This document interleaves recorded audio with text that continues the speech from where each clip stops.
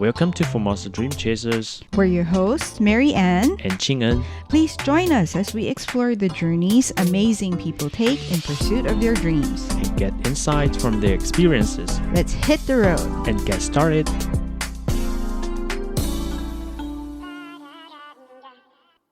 Hi, and welcome back to the show. Today we are thrilled to have our colleague Tristan Hilderbrand. Tristan is not only a valued member of the English service team here at RTI, but she's also a multi-talented and multilingual singer-songwriter and social media influencer with over 277,000 subscribers on YouTube, 83,000 followers on Instagram, and 40,000 followers on Facebook. We're super excited to dive into her story and her career here in Taiwan.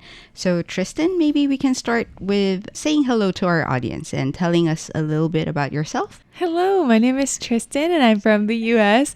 We actually work together, but we know each other on a decent level, I'd say, but we haven't gotten into such deep topics like we're going to talk about today, which makes me really excited. Yay!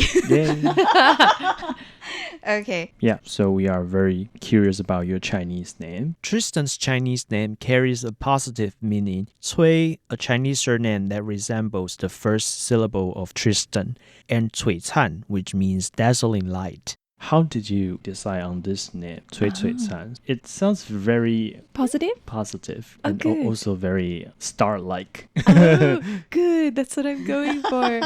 Actually, I think I had 7 Chinese names before this one, and nothing ever felt right. My first Chinese name was Lin Li An, and it was nothing like Tristan Hilderbrand, but it was because I had a host family, and that host family named all of their children Lin Li blank, Lin Li blank. So they wanted me to feel like a part of the family, so they gave me that name. But actually, we didn't have the best relationship. And it just didn't sound like my name. It sounded like Lian, and that's not me. So I wanted something that sounded like my name, so I did Lin Tao Li, which was apparently like the first cloned sheep's name. So I tried Lin Mei Le, which I guess people call me Mei Le, and then it turned into Da Mei Le, which is Dominoes, you know? So I kept running into problems. And Sorry, that Dolly sounds really weird as a Mandarin speaker. Which one? The Dolly. The Dolly. Oh, it does? Tao Li? Yeah, Tao Li. Oh, when gosh. You mention Tao Li, you we think of the sheep? sheep. Oh, gosh, exactly. I had another name that I was so close. It was Cui Stan. And if somebody called me just Stan, I'd be Stan. I'm not Stan. I'm Tristan. So I asked my Chinese teacher to find me a name that would sound like Tristan, whether or not the last name was on there. And she found Cui Can. And I thought what was cool about it was so complicated and hard to write, which means when I go back to the US and people ask me to write something because they want to know what does Chinese look like? Then I can write my name and they'll be so impressed. And why did you come to Taiwan? I always say it was an accident because I started off with a Japanese pen pal. I stayed with my pen pal in Japan. I learned Japanese in high school and I was supposed to go back to Japan according to my own plan, and I wasn't able to find a program that would let a high school student do that at minimal costs until I found Rotary. But by the time I found Rotary, it was like almost a year past their application deadline. So they told me, you can't go anywhere. But I had a teacher call in and beg them to let me go on some sort of exchange. Just let her go. She's a really good applicant. And I think after talking to them on the phone for a couple of hours, they gave in and they said, okay, well, I have a close friend in Taiwan who can slip you in, sneak you in, but she would only be able to go to Taiwan. So I just said yes because I didn't want to stay in Nebraska any longer. I wanted an adventure and I was looking forward to an adventure.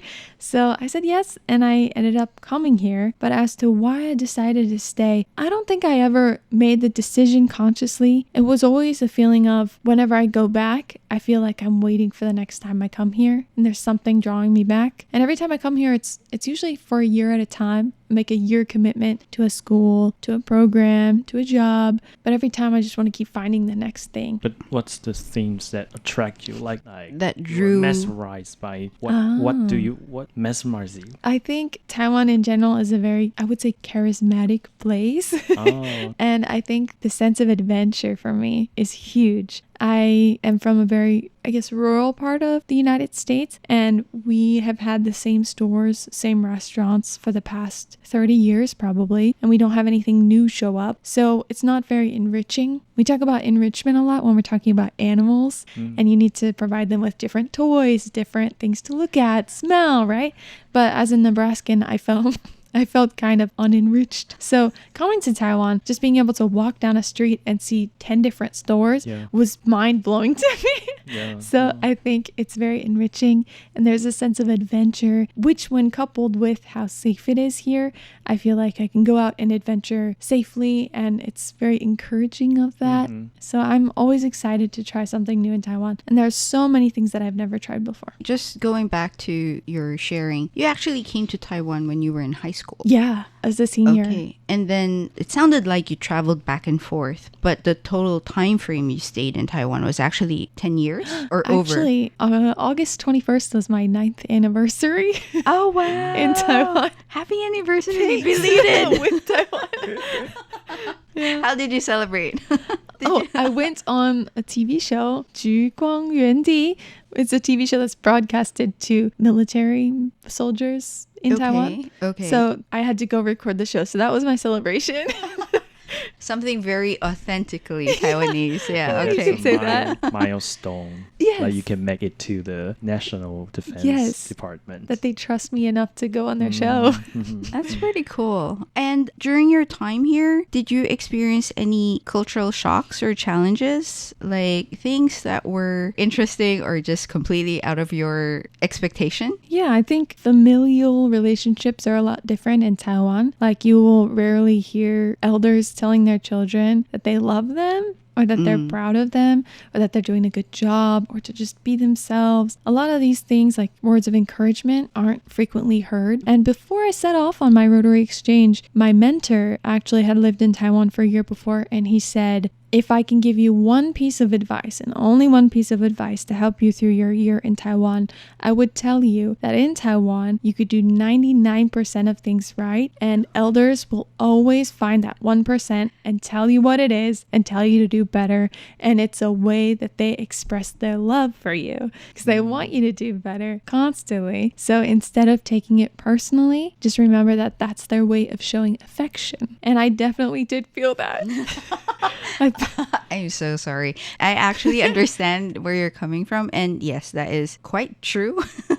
For example, my second week in Taiwan, I had not started school yet. I was just at home taking everything in at my host family. And my host mother asked me, why can't you speak Chinese yet? How come you can't speak Chinese yet? It's week 2.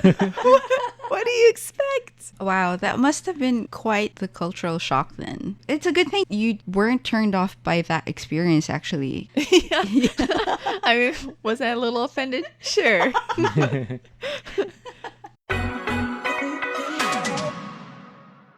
During your time here, though, did you mostly stay in Taipei? My first year in Taiwan, I lived in Yilan. Oh, wow. Okay. Yeah, for the whole year, which is quite a bit different from living in Taipei, especially because there are a lot less foreigners there. So in Yilan, any given day, I would have people ask to take pictures with me, not knowing who I was, where I was from. They just thought it was cool to see somebody who looked different. And that stopped once I moved to Taipei, mostly. Every once in a while you get that. And then I've mostly stayed in northern Taiwan. But why did they put you in Yilan instead of Taipei Oh, yeah, why or other did big they put me cities in when you Yilan? first came here? Most foreigners would expect to be sent to or study in cities. Does that make your experience different from other foreigners? Definitely yes. I think I wanted to go to a big city because I'm from a smaller city in the United States, and I always craved that big city style, like Tokyo, Taipei, something like that. And I was a little disappointed to be a little bit further away from the largest city in Taiwan. But looking back, I think it was a good idea because I couldn't get all of the foreign foods that I'm used to. I didn't have signs in English everywhere. I didn't have people who were used to speaking English every day. I didn't have many foreigners in the city. There was only one other foreigner who went to school with me. So it did force me to break out of what I was comfortable with and really engage and try to learn the language and try to eat new foods. Obviously, I came here with an open mind and wanted wanting to explore and adventure and assimilate into local culture. So that wasn't hard for me, but it did make that assimilation easier, I think. Now that you've lived here for quite some time, are there still things that you find challenging? Yes, there are a lot of things I think I don't accept as an American modern female, maybe. Like, for example, what I find strange is the need to, for example, censor women's names. Like, if you look in social media, a lot of girls who run YouTube channels or social media accounts, they'll go by like a pen name or like an alter ego kind of thing. And they feel the need to protect women's names. They feel the need to sort of censor people's ages because people judge based on ages, things like that. So culturally, I think that I will probably never get used to. A lot of other things I feel like I have gotten used to, or at least I understand the reasoning behind it. What are the top things do you enjoy about living in Taiwan? Top things, I feel like probably every foreigner living in Taiwan will give the same top things. Probably top number one would be food. And it's very true. It's hard to say that that the food anywhere else is a lot better, you know?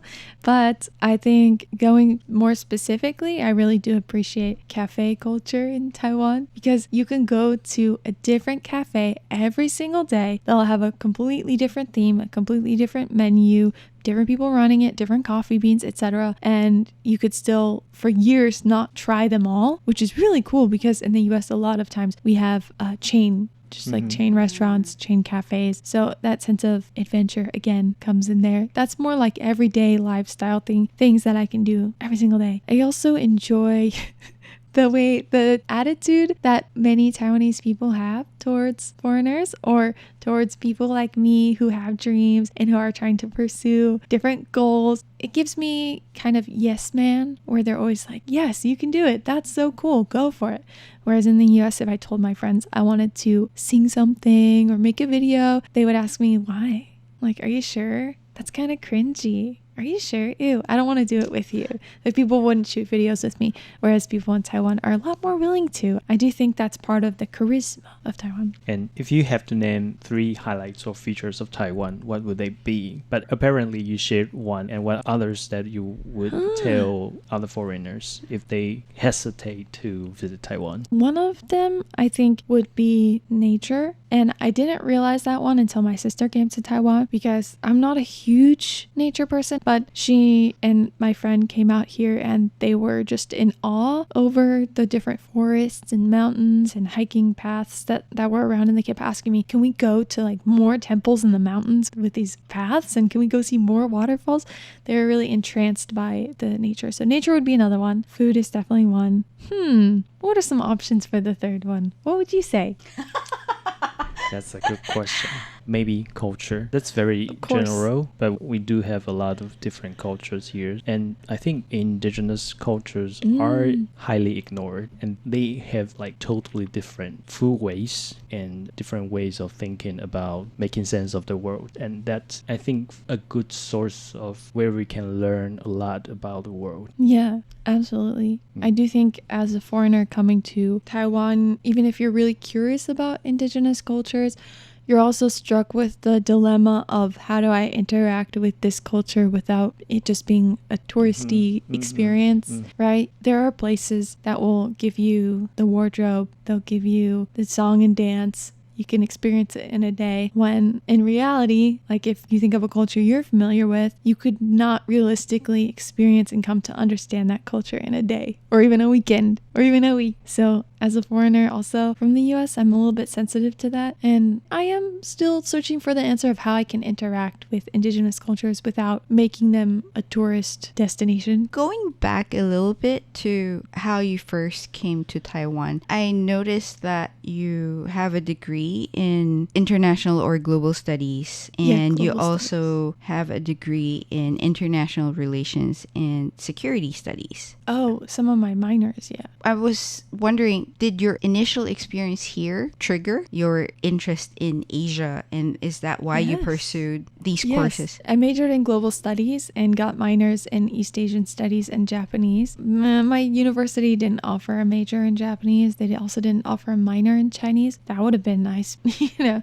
but it's Nebraska. So national security studies is also a minor I started studying towards the end of my college career, but that was, largely due in part to my experiences in Taiwan and wanting to relate that back to international relations and security. So I did research regarding that. I did start a little too late, so I wasn't able to get the minor. At the time, what was the end goal? Obviously, you were interested, but what did you hope to become with that degree? Honestly, I think I did used to hope I could be a diplomat, but as we know in Taiwan, they don't officially have diplomats. So that was my original thought. I wasn't super familiar with the job or what it entailed or whether or not I could do it in Taiwan, but it just sounded nice. So honestly, I've just been pursuing my interests endlessly without any solid end goal in sight. But technically, you can say you are a diplomat in a way by being an influencer, because you are. No, I mean this sincerely, and it was a perfect transition to the next topic. No, in a way, you are introducing Taiwan to the world. You are facilitating exchanges, and I don't mean this like superficially. And I do sincerely believe you're also showcasing Taiwan to an international audience, which is part of what diplomats do. That's true. A different target audience, perhaps, rather than the officials up top. Diplomats, maybe social media influencer diplomats, maybe reach the common folk more. Sure. And with that, we will go to your YouTube career. To your social media career. You joined YouTube in 2012, and do you mind sharing your mindset, like when you first started? What were your thoughts? What did you want to do? What motivated you to share your videos? Yeah, actually, I started watching YouTube, I think back in 2005. So very early on, and YouTube creators weren't really a thing, or YouTubers weren't really a thing until around 2008. And at the time, I had seen videos of people living in Japan as exchange students and sharing, for example, their walk to school. And something like that was so cool because at the time, you didn't really get to see a lot of local perspectives of what that looked like living in another country. So at the time, I was very, very interested in channels and content like that. When I first had the opportunity to study in Taiwan, that was one of my goals. I wanted to shoot videos here and share it with the world. I wanted to show people what Taiwan looked like, what my experiences here were like. I actually did shoot a couple of videos, but I didn't know what the people in the videos were saying because I didn't speak Mandarin yet. So I wasn't able to edit it. So I never shared the videos. So I tried back in 2012. And I always wanted to be a YouTube creator in some form or another. And because I have so many interests, whether it's music, animals, travel, living overseas, language studies, things like that. I have so many interests that lend themselves well to making videos. So I think at the time, the first couple of videos I posted were me singing. Oh, really? Yeah. Oh, wow. And then once I got over my fear of recording myself in public, I was able to share more about life in Taiwan. Would you say your mindset has changed from that time to where you are now and to the content that you create? I would say the overall direction has always been the same, but there have been some surprising occurrences along the way. Like I didn't anticipate that I would be known for singing Taiwanese songs.